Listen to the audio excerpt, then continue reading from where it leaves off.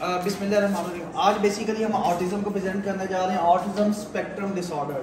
ठीक है, autism spectrum disorder basically DSM-5 में अगर आप देखें तो DSM-5 में न्यूरो डेवलपमेंट डिसऑर्डर में आता है, और जबकि ये पहले डिसऑर्डर में जो था DSM-4 TR में ये था चाइल्ड डिसऑर्डर में था। ठीक है, DSM-5 में इसको नया चैप्टर बना के एक नया चैप्टर न्यूरो डेवलपमेंट डिसऑर्डर का उसमें इसको रखा गया है और इसका नाम चेंज कर दिया गया है ऑटिज्म स्पेक्ट्रम डिसऑर्डर। इसको ऑटिज्म स्पेक्ट्रम डिसऑर्डर क्यों कहा जाता है, इसके लिए इसके पीछे हिस्ट्री है। सबसे पहले हमें हिस्ट्री पढ़नी होगी कि DSM-4 में क्या था और DSM-5 में क्या है। DSM-5 स्पेक्ट्रम का मतलब होता है ब्रॉडेड, बहुत ज़्यादा ब्रॉडेड चीज़ें हैं ना जिसमें हो, ये कॉन्सेप्ट बहुत ब्रॉडेड है। क्लियर? तो आगे इससे पहले कि मैं आपको बताऊं तो मैं थोड़ा सा आपको DSM-4 के बारे में बता देता हूं कि DSM-4 में क्या था। बेसिकली DSM-4 में इसका नाम था autism, also called autistic disorder. इसको ऑटिस्टिक डिसऑर्डर भी कहा जाता था सेपरेट, और इसके अंदर डिफरेंट डिसऑर्डर की टाइप थी। ठीक है, ये डेवलपमेंटल डिसऑर्डर हम जैसे जैसे पढ़ेंगे इसमें कौन कौन सी टाइप थी। Pervasive development disorder, not otherwise specified, ये इसकी टाइप थी डिसऑर्डर की। दूसरा कौन सा था इसके अंदर, स्पर्जन डिसऑर्डर। फिर इसके बाद क्या था, चाइल्डहुड डिसइंटीग्रेट डिसऑर्डर और रैट डिसऑर्डर, बड़े पॉपुलर डिसऑर्डर्स हैं। अब ये DSM-4 TR तक थे, अब इनको खत्म कर दिया गया। अब ये सारे के सारे कंपाइल हो गए हैं। कंपाइल होने के बाद इस डिसऑर्डर्स का नाम रखा गया है ऑटिज्म स्पेक्ट्रम डिसऑर्डर। स्पेक्ट्रम का मतलब ये है कि जिसमें broad range of the disorders आए हैं ना। तो रैट सिंड्रोम, जैसे मैं सिंपल सी एग्जांपल, रैट सिंड्रोम देखा आप लोगों ने पाकिस्तान में, वो एक सबज से कपड़े पहने होते हैं, बेचारे सर छोटा सा होता है, और पंजाब में उनको इंडिजिनसली कहते हैं, डोले शाह की चुइयां कहते हैं उनका नाम, है ना, कि दरबारों पे मिलेंगे आपको, मांगते हुए मिलेंगे, है ना। वो सबज कपड़ों में छोटा सा सर होता है, डोले शाह की चुई कह रहे होते हैं, कोई ना कोई डिफरेंट नाम मिलेंगे आपको, शेडोला भी कह रहे होते हैं उनको, है ना, डिफरेंट नेम से। वो बेसिकली रैट सिंड्रोम है। ठीक है, आपकी पूरी डेवलपमेंट का फेज, आपकी बॉडी डेवलप कर जाए बट आपका सर डेवलप ना करे, माइंड ना डेवलप करे, तो इस तरह के कहते हैं रैट सिंड्रोम। ये आपका अभी हम इसको डिटेल में पढ़ेंगे। ठीक है, तो दोबारा वापस आते हैं। DSM-4 में ये थे, TR में अब ये खत्म। अब इनको सबको क्या कर दिया गया है, कंपाइल कर दिया गया है। ठीक है, आ जाए DSM, दोबारा वापस आते हैं DSM-5 पे। यस, अब DSM-5 पे वापस आ चुके हैं। सेम सिम्टम है, सेम चीजें, थोड़ा सा बदलाव है इसमें DSM-5 के चेंजेस में। ऑटिज्म डिसऑर्डर में, ऑटिज्म डिसऑर्डर है क्या बेसिकली, इसके बारे में, इसको स्पेक्ट्रम डिसऑर्डर के अंदर है क्या, चले पढ़ते हैं। ऑटिज्म और ऑटिस्टिक डिसऑर्डर, जो कि पहले नाम था, ठीक है, is a neuro behaviour syndrome characterised by the onset prior to the age 3। ये एक ऐसा डिसऑर्डर है जिसमें न्यूरो बिहेवियर डिसऑर्डर है।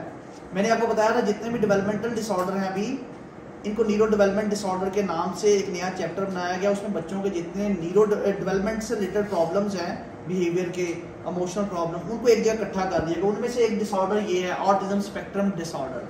ये 3 साल से पहले इसके सिम्टम शुरू हो जाते हैं, याद रखिएगा, 3 ईयर से पहले इसके सिम्टम शुरू हो जाते हैं बच्चों में। ठीक है, इसकी प्रेजेंट जो होती है, मैनिफेस्टेशन ऑफ द सिम्टम शुरू हो जाती है 3 ईयर से पहले। बहुत सेंसिटिव बच्चे होते हैं, पर आजकल सबसे ज़्यादा पैसा कमाने का जरिया भी ये है, क्योंकि जिन बच्चों में ये होता है उनको सप्लीमेंट चाहिए होते हैं, फिर स्पेशल स्कूल चाहिए होते हैं, स्पेशल NGOs में का स्पेशल स्कूल्स के साथ। तो मैंने अभी स्पेशल स्कूल देखे जिनकी फ़ीस 25-25 हज़ार रुपया ऐसे बच्चों को पढ़ाने की, इवन के 50 हज़ार रुपया भी है, 10 हज़ार रुपया भी है। जैसा आप यानी पैसे लगाएंगे वैसा आपको बच्चों के लिए माहौल मिलेगा। इमेजिन करें जिनके पेरेंट्स के पास पैसे ही नहीं होते तो वो क्या करेंगे। तो आप इस डिसऑर्डर के साथ डील करने जा रहे हैं जिसमें पैसा भी बहुत है, बट आप पैसे के लिए नहीं पढ़ते, आप कम्युनिटी की वेलफेयर के लिए, कम्युनिटी की यानी कि वेल बीइंग के लिए पढ़ते हैं हमेशा। तो कोशिश करें ऐसे इंस्टीट्यूट में काम करें जो सरकारी हों, जो फ्री में ऐसे बच्चों को सर्विसेज डिलीवर कर रहे हो। तो what is the autism disorder, आपको पता है कि 3 ईयर से पहले ये इसमें न्यूरो बिहेवियर प्रॉब्लम शुरू हो जाती हैं। न्यूरो बिहेवियर प्रॉब्लम क्या होते हैं, कॉग्निटिव प्रॉब्लम्स होती हैं और बिहेवियर के अंदर नजर आती है उनकी प्रेजेंटेशन, है ना। अब वो क्या होती है, कैरेक्टरिस्टिक मैनिफेस्टेशन क्या होती है जिसको आप कह सकते हैं, ये 3 ईयर से पहले नजर आती है बच्चे में। Characteristics include the severe differences in the interaction with other peoples, communication deficits, as well as restricted and stereotype pattern of the interest and behavior। 3 चीज़ों के ऊपर इसने कहा कि जो आपका जो न्यूरो ये जो डिसऑर्डर है इसकी प्रेजेंटेशन जो होती है, मैनिफेस्टेशन जो होती है, 3 चीज़ों में नजर आएगी। किन किन चीज़ों में नजर आएगी? पहली है कम्युनिकेशन। कम्युनिकेशन में क्या होगा? ये बोल नहीं पाएंगे डेफिनेटली, हम उसको जाकर बहुत डिटेल में भी पढ़ते हैं कम्युनिकेशन के स्किल्स को ना। बोल नहीं पाएंगे, बोल पाएंगे तो एक वर्ड बोल पाएंगे, ठीक है। ये नहीं पता कि कब बोलना है, कब नहीं बोलना, कब इनिशिएटिव लेना है, कब नहीं देना, क्या कौन सी बात करनी है, कौन सी बात नहीं करनी है ना। डरते हैं, सोशल इंटरेक्शन का प्रॉब्लम होता है, अपने आप को कन्वे नहीं कर पाते चीज़ों में, है ना, कि क्या कहना चाहते हैं वो भी नहीं कर पाते, ठीक है। स्टटरिंग से सेपरेट है, ये कम्युनिकेशन डिसऑर्डर से सेपरेट है, तो यहाँ कम्युनिकेशन का प्रॉब्लम होगा। दूसरा प्रॉब्लम कौन सा है? कम्युनिकेशन डेफिशिएंट, इसी को कहते हैं कि स्पीच में प्रॉब्लम होगा, ठीक है, बात करते हुए। फिर है इंटरेक्शन का प्रॉब्लम, दूसरा बड़ा प्रॉब्लम। एक तो कम्युनिकेशन जब आपकी नहीं होगी, लोगों को डिलीवर नहीं कर पाएंगे, लोगों से बात नहीं समझा नहीं पाएंगे अपनी, है ना, बातों को, तो लोग कैसे समझेंगे? डेफिनेटली आहिस्ता आहिस्ता लोग आपके ऊपर क्रिटिसिज्म वट एवर जो भी होगा, आप लोगों से दूर होते जाएंगे, कट ऑफ होते जाएंगे, है ना। जब आप कम्युनिकेट नहीं करते तो कट ऑफ हो जाते हैं, सोशल इंटरेक्शन का प्रॉब्लम होता है, आप एक जगह अपनी दुनिया बना लेते हैं। अपनी दुनिया का मतलब क्या है? ये रियल वर्ल्ड, जो हमारा रियल वर्ल्ड है जिसमें सारे एक दूसरे के साथ मिलके रहते हैं, सोसाइटी इसी को कहते हैं ना, इससे हटते जाते हैं, निकलते जाते हैं और बाहर एक नई दुनिया बना लेते हैं। इस तरह के बच्चे घरों में एक कमरे में नजर आएंगे, एक साइड पे कोने पे नजर आएंगे, वट एवर, कहीं भी अकेले बैठे नजर आएंगे, है ना। इसका मतलब अदर पीपल्स के साथ इनकी इंटरेक्शन अच्छी नहीं है, इंटरेक्शन का प्रॉब्लम है, बात नहीं कर रहे ज़्यादा, ना, वो जाहिर है बात नहीं करेंगे तो डेफिनेटली इंटरेक्शन का प्रॉब्लम होगा। फिर इसके बाद दूसरा पैटर्न क्या है? Stereotype pattern of the trust and behaviour. अब स्टीरियोटाइप बिहेवियर सबसे पहले समझ। स्टीरियोटाइप बिहेवियर जो होता है, ये रिपीटेड बिहेवियर, वो रिपीटेड बिहेवियर होता है जो इन्होंने रिपीटेडली करना होता है। और repeated behaviour, for example ring, ये कॉइन फेंक रहे हैं तो सारा दिन फेंकते रहेंगे, है ना, बार बार कॉइन फेंकते रहेंगे। ये कर रहे हैं तो ये कर रहे हैं। फॉर एग्जांपल कोई काम भी कर रहे हैं, खाने के अंदर एक बॉल रखा हुआ है, खाना खा रहे हैं, खास तरह का कोई खाना खा रहे हैं तो वही खाना पसंद करेंगे, है ना।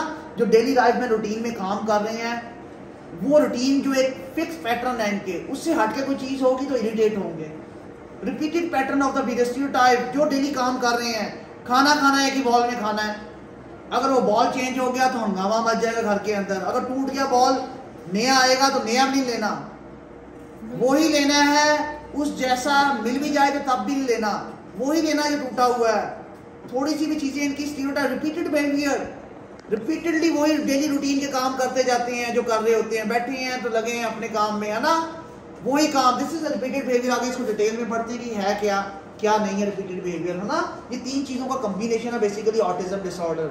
इसमें बेसिकली सिंपल वर्ड्स में अगर मैं कहूँ, सिंपल वर्ड्स में, ये दुनिया से हटके एक नई दुनिया बना लेते हैं, है ना।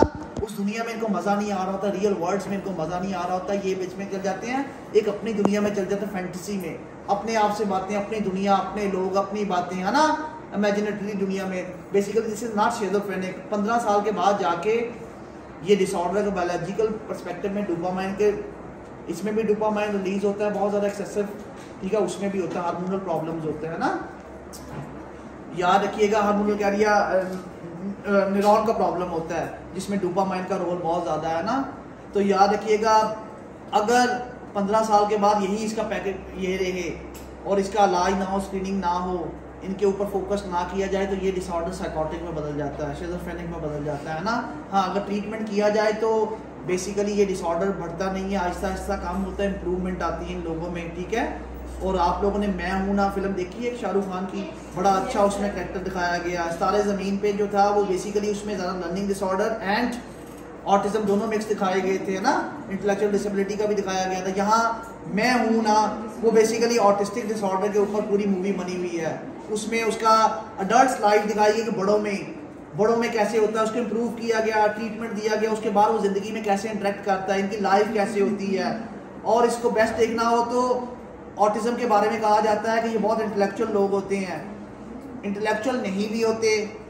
जो इंटेलेक्चुअल लोग होते हैं इनमें से काफ़ी लोग स्पोर्ट्स में आपको टॉपर्स नजर आएंगे, वर्ल्ड चैंपियन नजर आएंगे, बड़े बड़े साइंटिस्ट नजर आएंगे जो ऑटिस्टिक थे, है ना। आईक्यू लेवल बहुत ज़्यादा, अल्लाह ने एक चीज़ इनमें नहीं रखी तो दूसरी तरफ इनमें कोई ऐसी एबिलिटी रखी होती है जो हम नहीं देख पाते, जो आम लोग इनमें होती है एबिलिटी, हर इंसान में होती है। हमें क्या करना होता है, साइकोलॉजिस्ट उस एबिलिटी को पहचान के उसके ऊपर फोकस करके इनको काम करना होता है ताकि ये उसमें जाकर सर्वाइव करें, उस एबिलिटी को बाहर लाके उसमें काम करें कोई ना कोई। तो शाहरुख खान की मूवी बहुत अच्छी मूवी है मैं हूं ना, उसमें उसकी अडल्ट लाइफ दिखाई गई है, उनका इंटेलिजेंस लेवल, उसका अट्रैक्ट करना, लोगों से फिर डरना, पूरे पूरे सिम्टम दिखाए गए हैं। तो मैं आपको इसी तरह की मूवी की एग्जांपल देता हूँ simple.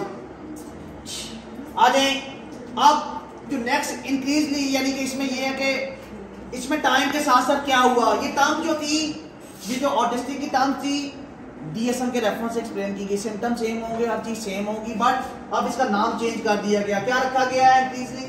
The term autism spectrum disorder is the being used to refer to the wide range of the symptoms and characteristics in these areas, which vary from the mild to severe, a long continuum. Children may exhibit any combination of these behavior in the varying degree of the severity.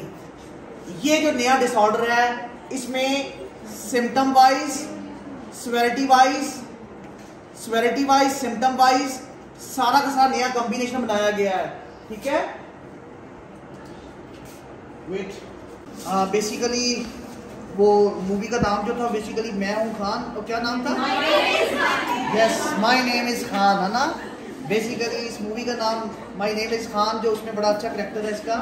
ठीक है, दूसरी movie में नहीं है, तो वो correction करनी थी। ऑटिज्म स्पेक्ट्रम डिसऑर्डर में बेसिकली इन्होंने सारे डिसऑर्डर को इकट्ठा किया है कि सिम्टम की सेवेरिटी के लेवल के ऊपर हर डिसऑर्डर का लेवल देखा गया है। ठीक है, area wise, severity wise, symptom wise, इसको कंबाइन करके इसका नाम रखा गया autism spectrum disorder. Broad range के ऊपर इसके सिम्टम को देखा गया। आगे देखते हैं डिटेल में। बेसिकली जो ऑटिस्टिक बच्चे होते हैं, जैसा कि मैंने पहले बताया, इनको 3 मेजर एरियाज में प्रॉब्लम्स होता है। सबसे पहले कम्युनिकेशन प्रॉब्लम्स होते हैं, सेकेंडली होता है बेसिकली सोशल इंटरेक्शन का प्रॉब्लम। जब सोशल इंटरेक्शन का प्रॉब्लम होता है, साथ ही रिपीटेड एंड रिचुअल बिहेवियर होते हैं। ठीक है, तो ये 3 एरियाज में इनके प्रॉब्लम्स होते हैं बेसिकली, जिनके ऊपर हम फोकस करेंगे, इनको बहुत डिटेल में पढ़ेंगे। जो DSM-5 वो फोकस करता है इन तीनों एरियाज के ऊपर फोकस करता है। अभी जाके बी सेक्शन में देखेंगे, क्राइटेरिया बी में देखेंगे, तीनों मिलेंगे आपको। ए के अंदर हम देखते हैं, ये है डायग्नोस्टिक क्राइटेरिया, जो सबसे इंपॉर्टेंट क्राइटेरिया है। इस डायग्नोस्टिक क्राइटेरिया में DSM-5 से लिया गया है। DSM-5 में ये है कि देखिए ध्यान से, persistent in social communication, persistent deficit in social communication and social interaction across the multiple context। अब इस लाइन का मतलब ये है कि आपने एक नॉर्मल बच्चे से अब नॉर्मल बच्चे से डिफरेंशिएट करना है। अब नॉर्मल लोगों को भी प्रॉब्लम होता है, बच्चों को, है ना। किसमें होता है? कम्युनिकेशन में, सोशल इंटरेक्शन में, है ना। फॉर एग्जाम्पल हम लोग में, हम बच्चे जो होते हैं 5 ईयर्स के, अगर वालदा से लड़ाई होगी है या अम्मी से लड़ाई होगी है, तो कई दिन नाराज रहते हैं अम्मी से, है ना। खाना नहीं खाते, बात नहीं करते, सेपरेट होके बैठ जाते हैं, सेम सिम्टम के साथ, है ना। बट एक टाइम, एक लिमिटेड टाइम होता है, एक सिचुएशन होती है, बाकी लोगों से वो बात कर रहे होते हैं। ऐसा ही है ना, अम्मी से नाराजगी है तो अम्मी से बात नहीं करेंगे, अम्मी से खाना नहीं खाएंगे, अम्मी से लड़ेंगे, है ना, व्हाटएवर, बात नहीं करेंगे। बट बाकी लोग दोस्तों के साथ, फादर के साथ, बाकी घर वालों के साथ उनकी इंटरेक्शन दूसरे कॉन्टेक्स्ट में अच्छी होती है। एक कॉन्टेक्स्ट में लड़ाई होती है ना, तो लिमिटेड टाइम होता है। बट यहाँ एक लफ्ज है persistent, deficient in social communication and social interaction across multiple domain कर ले, मल्टीपल कॉन्टेक्स्ट। इसका मतलब है कि उनको परसिस्टेंटली ये प्रॉब्लम होता है, 1 दिन का 2 दिन का काम नहीं है, परसिस्टेंटली ये सिम्टम इंटरप्ट कर रहे होते हैं उनकी लाइफ को, है ना, डिफरेंट कॉन्सेप्ट के अंदर, डिफरेंट बेसिकली कॉन्टेक्स्ट के अंदर। और ये सिम्टम कैसे मैनिफेस्ट होते हैं, कौन से कम्युनिकेशन के होते हैं, कौन से सोशल के। ये क्राइटेरिया ए है। ये 2 डोमेन्स को बहुत फोकस किया गया। कौन सी? Social communication and social interaction, बहुत ही इंपॉर्टेंट है इसमें 2 चीजों को। अब इनमें से कैसे क्या होगा, पहला देखते हैं इसके एक क्राइटेरिया में। Deficient in social emotional reciprocity ranging from, for example, from abnormal social approach and failure of the abnormal back and forth conversation। अब ये वर्ड जो है ये क्या है? सोशल इमोशनल रेस्पॉन्सिबिलिटी, और क्या है नीचे, क्या है? Social approach and failure of normal backward and fourth, back and fourth communication. ये क्या होता है? Anybody tell me?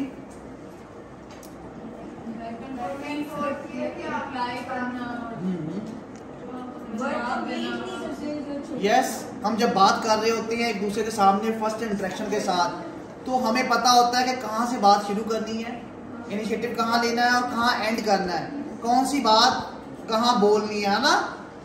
कब बोलनी है, कब नहीं बोलनी, कब एंड करना है। तो ये वर्ड्स वहाँ है, इनको नहीं पता होता कि कब स्टार्ट करनी है, कब कौन सा वर्ड, अगर कोई बड़े बात कर रहे हैं कब बीच में आना है, कब बोलना है, क्या जस्टर होगा, व्हाटएवर, है ना।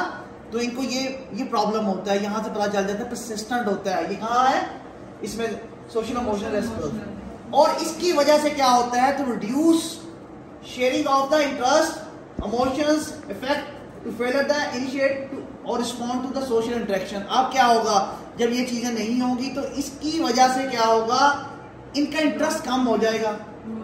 जब आपको लोगों के सामने ना आप अच्छे, मैं आपको कराऊँ एक ग्रुप बनाऊं, उस ग्रुप में एक लीडर रखूं, बट अब 5 लोग रखूं, उस 5 लोगों में से एक बच्चे को कहूँ, एक बच्चे को तुमने बोलना नहीं है, तुमने ये नहीं करना, वो नहीं करना, व्हाट इनिशिएटिव नहीं लेना, वो बच्चा कुछ नहीं ले रहा। अगर लेता है उसे ये नहीं पता चल रहा कब लेना है कब नहीं लेना, तो क्या होगा, डिमोटिवेट करेंगे दूसरे लोगों को, कहेंगे चुप कर जाओ यार, चुप कर जाओ, तुम ना बोला करो बेहतर। ऐसे ही कहते हैं ना हम लोग कि जो तुम बात करते हो नॉनसेंस होती है, व्हाटएवर।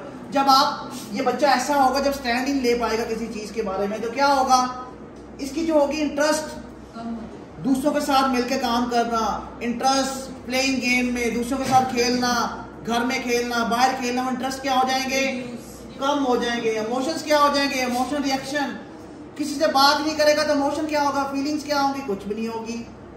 लड़ाई तो तब करेगा जब लोगों के साथ रहेगा, है ना। इंटरेस्ट, इमोशंस, हर चीज इसकी कम होती जाएगी किस चीज में। फिर उसके बाद इफेक्ट होता है मूड, ठीक है। मूड 2 तरह का होता है, अप्रोप्रिएट एंड इनअप्रोप्रिएट। अब इसकी वजह से क्या होता है, अप्रोप्रिएट इफेक्ट ये होता है, फॉर एग्जांपल जब आपको पता हो कि अंदर से जब आप जैसे हैं, बाहर से फेशियल एक्सप्रेशन के ऊपर भी वैसे ही हो। आप अगर अंदर से सैड हैं तो बाहर फेशियल एक्सप्रेशन पे सैडनेस होनी चाहिए आपके, है ना। अगर ऐसा है तो दिस इज अप्रोप्रिएट इफेक्ट। अगर आप खुश हैं, ठीक है, तो फेस पे खुशी नजर आनी चाहिए, this is appropriate effect. Inappropriate effect क्या होता है कि जब आपके दिमाग में कुछ और चीज चल रही हो, आप सैड हो, एक्सप्रेशन के ऊपर क्या हो, फेस के ऊपर क्या हो, व्हाटएवर, खुशी के जेस्चर्स हो, लोग कहें ये तो बड़ा खुश बैठ रहा है, इन लोगों को पता ही नहीं होता फीलिंग क्या है, खुश कहाँ है, इमोशंस का ही नहीं पता होता। अब इमोशन है ना, रिड्यूस इमोशंस, इमोशंस का नहीं पता कब क्या जेस्चर देना है, समझ आइए आप लोगों को, कब रोना है, कब जतना है, व्हाटएवर। तो मैं एक ना अपने एक हमसाए नेबर में ना, वो थोड़े से गरीब हैं बेचारे कुछ लोग ना, तो कुछ लोग गरीब होते हैं, अपने बच्चों का इलाज नहीं करवा पाते। तो मेरे हमसाए में एक ऐसा बच्चा है कि मैं ना उसको लास्ट कंसिस्टेंटली 12 साल से या 13 साल से देख रहा हूँ, छत पे आता है, कभी मेरी इंटरेक्शन नहीं हुई उससे ना, बाहर मैं कोशिश करता हूँ उसे हाथ मिलाने की ना, कभी कभार वो मुझे देख के साइड से भाग जाता है, हर एक के साथ, कभी किसी के साथ इंटरेक्शन नहीं करता। तो मैं उसे छत पे देखता हूँ अक्सर, वो कानों में हाथ डाल के ना हंसने की कोशिश करता है, मगर हंसना उस वक्त जो होता है ना, उसको पता ही नहीं हंसना क्या होता है, वो चीखें मार रहा होता है, वो अपनी तरफ से हंस रहा होता है, छोटे छोटे एक्ट पे खुश होता है ना। जब तो पतंग आ गया, मैंने देखा कि पतंग पकड़ लिया उसे, है ना, वो खुशी के मारे ना, उसको इमोशंस का नहीं पता था क्या करना है, वो ऊंची ऊंची चीखें मार रहा था ना, हमें लग रहा था, मैं फिर देखा, मैंने ये चीखें मार रहा, पता नहीं क्या हो गया इसको ना। तो मुझे बाद में पता चला पतंग पकड़ लिया, खुशी का इजहार कर रहा है, इनअप्रोप्रिएट इफेक्ट, पता ही नहीं होता कहाँ क्या इमोशंस है, क्या बोलना है, कब रोना है, कब हंसना है ना, किससे इंटरेक्शन करनी है, किससे नहीं करनी है। अपनी दुनिया से बहन भाइयों को पता है क्या है, उनसे थोड़ी सी लिमिटेड इंटरेक्शन करता है ना, दिस इज वो। मैं उसको देख रहा होता हूँ तो कुछ लोग बेचारे स्कूल्स में अप्रोप्रिएट नहीं जाते, ऑटिस्टिक बच्चे ना, तो उनकी वो जो मेंटल लेवल में डेवलपमेंट होती है ना, कॉग्निटिव लेवल में, वो नहीं हो पाती। जाहिर है कि ये सॉफ्टवेयर के बगैर आते हैं, अल्लाह ताला ने ऐसा नहीं है नहीं मैं सॉफ्टवेयर लिखा, खाली सॉफ्टवेयर के साथ आते हैं। आप लोगों ने, साइकोलॉजिस्ट ने क्या करना होता है, सॉफ्टवेयर को रन करना होता है और इनको चीज़ें एक्टिव करवानी होती हैं, उस विंडो के अंदर चीज़ें ऐड करनी होती हैं। आप ऐड करेंगे, जो इनको सिखाएंगे वही सीखेंगे, अगर नहीं सिखाएंगे तो जो चीज़ें ये करना चाहती हैं इनको पता ही नहीं है इमोशंस क्या होते हैं, है ना, कहाँ क्या बोलना है। तो that's a very important question. ऐसा नहीं है कि इम्पॉसिबल है, बहुत ही पॉसिबल है। और ये लोग जितने भी ज़िंदगी में हैं बहुत इंटेलिजेंट होते हैं, और जितने भी आप 7th ऑटिस्टिक का केस देखिएगा, 7th ऑटिस्टिक है क्या, उसको जाकर डिटेल में पढ़िएगा तो आपको डिटेल पता चलेगी। फिर जितने भी स्पोर्ट्समैन हैं, जितने भी साइंटिस्ट, उसमें से काफ़ी लोग जो है वो बेसिकली हिस्ट्री उठा के देखिएगा ऑटिस्टिक बच्चों की, वो साइंटिस्ट बने हैं, वो वर्ल्ड चैंपियन बने हैं, ठीक है, ऑटिस्टिक बच्चे। तो ऑटिस्टिक 7 का केस देखिएगा यहाँ। तो यहाँ आ जाए दूसरा, देखिए कैसे non verbal communication. Non verbal communication क्या होती है, यानी क्यूज देना, फेशियल एक्सप्रेशन, आई कांटेक्ट, आपको पता होना चाहिए कि सामने को कब आपने क्यूज कौन सा देना, स्माइल कब देनी, जो भी हम बात कर रहे थे ना, eye contact, facial expression, cues आप लोग दूसरों को बता रहे होते हैं, तो यहाँ वही बात कर रहा है कि deficient in the non verbal communication behaviour used for the social interaction ranging from, for example, from poor integrated verbal and non-verbal communication to abnormality in the eye contact and body language, or deficient in the understanding and use of the gestures to the total lack of facial expression and non-verbal communication. इसमें ये है कि simply जब ये बच्चा दूसरों को अपनी कम्युनिकेट ही नहीं कर पाएगा, वर्बली तो वैसे नहीं कर पा रहा, नॉन वर्बली भी कम्युनिकेट नहीं कर पा रहा, ना जेस्चर का पता चल रहा है, ना फेशियल एक्सप्रेशन का पता चल रहा है, कहना क्या चाह रहा है, बोल भी नहीं पा रहा बेचारा, जेस्चर भी नहीं दे रहा, ठीक है। तो कैसे अंडरस्टैंडिंग होगी, कैसे अंडरस्टैंड करेंगे दूसरे इसको, है ना। इसको खुद बेचारे को जब ये लोग इसको अंडरस्टैंड नहीं करेंगे, इसकी फीलिंग को समझेंगे नहीं, इसके साथ बात नहीं करेंगे, इसको सिखाएंगे नहीं, तो क्या होगा, सोशल आइसोलेशन का शिकार हो जाएगा, या ऐसा ऐसा इंटरेक्शन कम होती जाएगी इसकी ना। नॉन वर्बल के बारे में यहाँ हम कम्युनिकेशन इंटरेक्शन में क्यूज की बात कर रहे हैं ना, नॉन वर्बल क्यूज की। नेक्स्ट है deficient in developing, maintain and understanding the relationship ranging for example from difficult adjustment behavior to suit various social contexts to difficult in, मुझे मैम 16 की कॉल आ रही है, सुन लो। थर्ड है इसका deficiency in developing, maintaining and understanding the relationship ranging for example for difficulty just adjusting behavior to suit various social contexts to difficulty in sharing the imaginative play or in making the friends to absence of the interest in the peers। जब ऐसा बच्चा किसी से interact ही नहीं करेगा, जब उसको कुछ समझेगा नहीं, कोई वर्बली नॉन वर्बली इंटरेक्ट ही नहीं कर पाएगा, तो जिस एक्टिविटीज में बाई चांस इसको चांस भी मिलेगा, उस एक्टिविटीज में ये क्या रोल अदा करेगा, साइलेंट रोल अदा करेगा। डेफिनेटली साइलेंट ही करेगा ना, जब कुछ अंडरस्टैंड ही नहीं कर रहा। साइलेंट का भी मजा आता है वो खेलते हुए, आपको चुप करके बैठा दिया जाएगा ना, तो आप चाय थोड़ी पी रहे चुप करके मजे ले रहे चाय के, ना। यहाँ प्लेइंग है तो इसमें उतना ही मजा आना चाहिए, उतनी इमोशनली आप इन्वॉल्व होने चाहिए जितने दूसरे हैं ना। तो ऐसे लोगों को ना फ्रेंड अंडरस्टैंड करते हैं, ना प्ले इमेजिनेशन जो होती है ना, क्रिएटिविटी, वो नजर नहीं आ रही होती किसी भी जगह पे। लोग इनको बेसिकली क्या चल रहा है ना, खेलेगा क्या, इसको बल्ला देना तोड़ ना दे, कहीं है ना, क्रिकेट खेलनी है तो बैट देंगे तोड़ ना दे, ट्रस्ट लेवल भी कम होता है, लोग इनको चल्ला कहते हैं ना। अक्सर ये वर्ड्स मिलेंगे आप लोगों को, उनको बेचारों को इग्नोर किया जाता है। जो अपॉर्चुनिटी देनी होती है, अगर इनका दिल कर रहा होता तो अपॉर्चुनिटी इनको मिलती नहीं है। वो कहते हैं इमेजिनेटिव नहीं है, क्रिएटिव नहीं है, सेंस नहीं है, कई चीजों को खराब ना कर दे, ट्रस्ट लेवल लो हो जाता है। तो यहाँ ये बात की गई है, 3 persistent social communication, social interaction में 3 तरह की इंटरेक्शन के अंदर प्रॉब्लम होता है इनको ना, तीनों चीजों को एक्सप्लेन किया गया यहाँ। अब ये एक क्राइटेरिया था, इनमें से कुछ एक भी है सोशल कम्युनिकेशन के अंदर, तो criteria 1 is complete. Criteria B, अब specify current civility is based on the social communication impairment and restricted and repeated pattern of the behaviour. इसको हम डिटेल में पढ़ते हैं। बी क्राइटेरिया में बेसिकली एक क्राइटेरिया आपका सोशल कम्युनिकेशन है एंड सोशल इंटरेक्शन में प्रॉब्लम था, उसको डेफिशिएंसी थी है ना, वो फुलफिल होना चाहिए। बी क्राइटेरिया है restricted repeated pattern of the behaviour. यहाँ रिपीटेड पैटर्न स्टीरियोटाइप बिहेवियर की बात करेगा, वहां सोशल इंटरेक्शन की बात की थी है ना, उसमें उसने डिटेल में बताया सोशल इंटरेक्शन का प्रॉब्लम कहाँ होता है। Restricted repeated pattern of the behaviour interest activities as manifested by the at least 2 of the following. इनमें से 2 प्रॉब्लम्स होने चाहिए, 2 सिम्टम्स होने चाहिए इनमें से। पिछले में कुछ नहीं था, पिछले में सिम्टम है तो डेफिनेटली है। अब वो क्या है, पहला stereotypes, repeated motor movements, use of the objects, speech, simple motors, stereotypes, linking toys, ये whatever, flipping objects, echolalia। अब ये क्या है, words, इसमें बेसिकली रिपीटेड वर्ड्स करते हैं, रिपीटेड बिहेवियर करते हैं। फॉर एग्जांपल जैसे echolalia है, मैं इसको एग्जांपल दे देता हूँ। echolalia ये होता है कि कम्युनिकेशन में जब आप कन्वे कर रहे होते हैं तो ये एक वर्ड बोल रहे होते हैं, बार बार एक ही वर्ड्स, रिपीटिशन होती है। एक वर्ड बोलते हैं या पूरा वर्ड्स बोलने के लिए जब बोलते हैं तो सेंटेंस की समझ, इसी तरह फ्रेजेस की समझ नहीं आती है इनके, है ना। बार रिपीटेड एक्ट कर रहे होते हैं, फ्लिपिंग, ये बार ये कर रहे होते हैं, टेंशन में होते हैं ना, कॉइन फेंक रहे हैं तो कॉइन फेंक रहे हैं ना, this is the repeated act, बार कर रहे होते हैं। कोई भी रिपीटेड एक्ट नया भी हो सकता है, ऐसा नहीं है कि जो लिखा हुआ बुक्स में वही होगा। हर इंडिजिनस कल्चर में इसकी manifestation case to case vary करेगी, ठीक है, तो बहुत इंपॉर्टेंट है। सेकंड है इनकंसिस्टेंट होते हैं इसमें,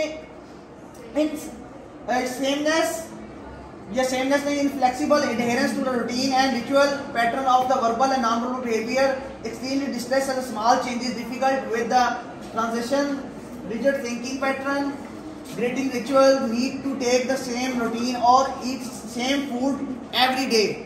अब यहाँ क्या आ रहा है कि डेली लाइफ में जो काम कर रहे होते हैं रिपीटेड बिहेवियर, डेली लाइफ में इनकी सेटिंग होती है कि सुबह उठना, ये काम करना, ये काम करना, फूड खानी है तो ये खानी है, सुबह को ये खाना है, शाम को ये खाना, हर चीज़ इन्होंने सेटल अपने दिमाग में की होती है।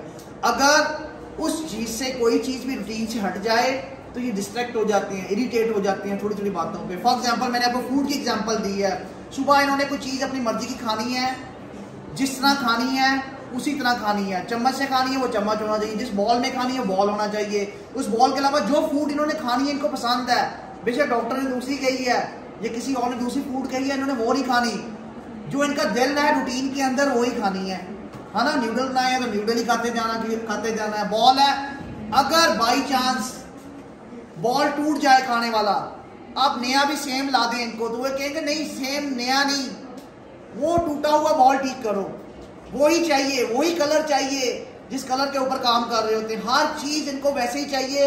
इवन कि आप सेम चीज भी ला दें जो इनकी गुमी हो तो वो उसको भी नहीं मानते नहीं है, वो कहते हैं नहीं हमने वही चीज लेनी है जो पहले थी। तो याद रखिएगा बहुत ही इरिटेटिंग हो जाती है इनका थोड़ा सा बिहेवियर, इनको तंग करना बहुत इरिटेट हो जाते हैं। जो एक्ट कर रहे होते हैं वही एक्ट के ऊपर, मैंने एक पेशेंट देखा 18 साल की अभी अडोलसेंट बच्ची थी, तो पिछले दिनों में ना मैं देख रहा था तो उसके पेरेंट्स ने बताया बहुत इरिटेट हो गई है, दिन ब दिन जैसे जैसे बड़ी होती जा रही है इरिटेट होती जा रही, कंट्रोल से बाहर होती जा रही है। क्या होता जा रहा है, बचपन में थे तो हम कंट्रोल करते, बड़ी होती जा रही थी कंट्रोल से बाहर।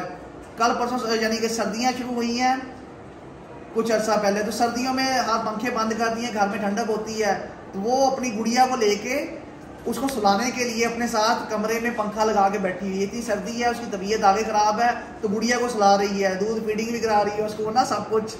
तो उससे हम हटाते हैं कि यानी कि पंखा मत लगाओ, जो रूटीन पैटर्न है, तो वो इरिटेट होती है, वो बार बार रोज वही पैटर्न कर रही होती है ना। तो यानी जो एक्ट करना चाहती है हम थोड़ा सा भी छेड़ते हैं ना उस एक्ट से रोकते हैं तो वो इरिटेट होती है। तो जैसे जैसे बड़े होते जाते हैं इनके प्रॉब्लम एंगर के बढ़ते जाते हैं, इरिटेशन के इश्यूज बढ़ते जाते हैं। ठीक है। थर्ड है हाईली रिस्ट्रिक्टेड फिक्सेड होते हैं interest that are the normal in the intense और फोकस होता है इनका, स्ट्रॉन्ग अटैचमेंट होती है, preoccupation with the unusual objects, excessively circumscribe होते हैं और प्रोजेक्टिव व्हाटएवर जो भी है। आगे देखें हाइपर एक्टिविटी होती है इनमें बहुत ज़्यादा, अभी मैंने एग्जांपल दी है इनके ऊपर। हाइपर एक्टिविटी में ये है कि बहुत ज़्यादा हाइपर हो जाते हैं छोटी छोटी चीज़ों के ऊपर, ठीक है, या बिल्कुल रिस्पॉन्स नहीं करेंगे, डिमिनिश इमोशन हो जाएंगे, और या बिल्कुल रिएक्ट बहुत ज़्यादा करेंगे इन चीज़ों के ऊपर। ठीक है, ये पूरे का पूरा पढ़ लीजिएगा आप। यूजुअली इसमें सेंसरी आउटपुट के अंदर बहुत ज़्यादा रिएक्शन शो करते हैं। स्पेसिफायर आगे देख लें, इसके स्पेसिफायर जो होते हैं basically severity is the based on the social communication impairment and secret, वही वाली जो पैटर्न है स्पेसिफायर। C criteria,